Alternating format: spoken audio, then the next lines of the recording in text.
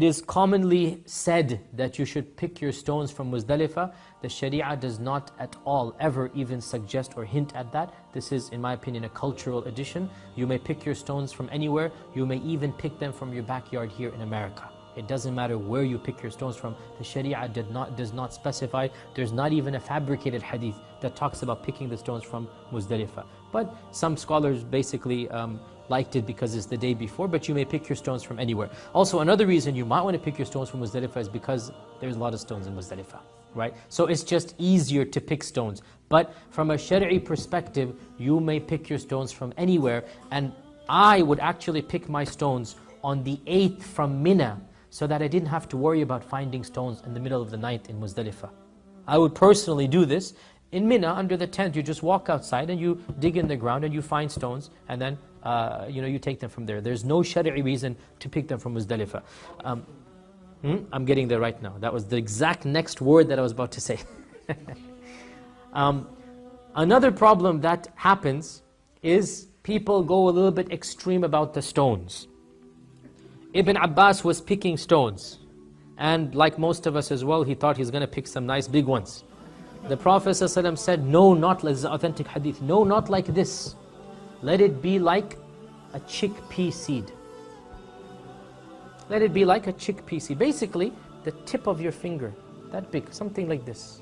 Just the tip of your finger, which is 1/8 of an inch or a little bit bigger than that, right? A centimeter, centimeter and a half. One of the biggest exaggerations that happens is, and in fact in one hadith he said, don't go to extremes. Don't go out of bounds here. Don't go to extremes. Just pick something that's reasonable. And by the way, this is a very wise advice, because one of the most common problems in Hajj is stitches that you need because somebody's throwing stones at the back of your head. Somebody thought you're the shaitan, like, okay. No, because the pillar is there, and people are throwing, and they don't know how to throw a ball if their life depended on it. So they throw a stone, and it just hits you smack in the back, right?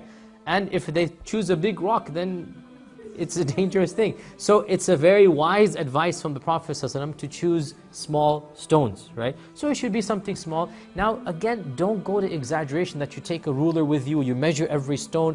I mean, the Sharia is not that difficult.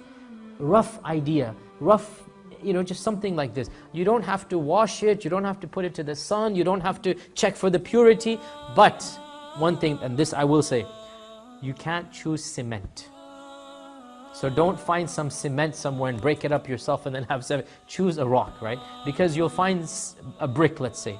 You know the cement, the brick that they have? And some people say, oh, okay, this is a brick, let me take something and then, break up the brick and then I have 7 pieces of, this is, in my opinion, you should choose a stone. I mean, I'm not saying it's null and void if you break a brick up, but the point is you're supposed to choose a natural stone.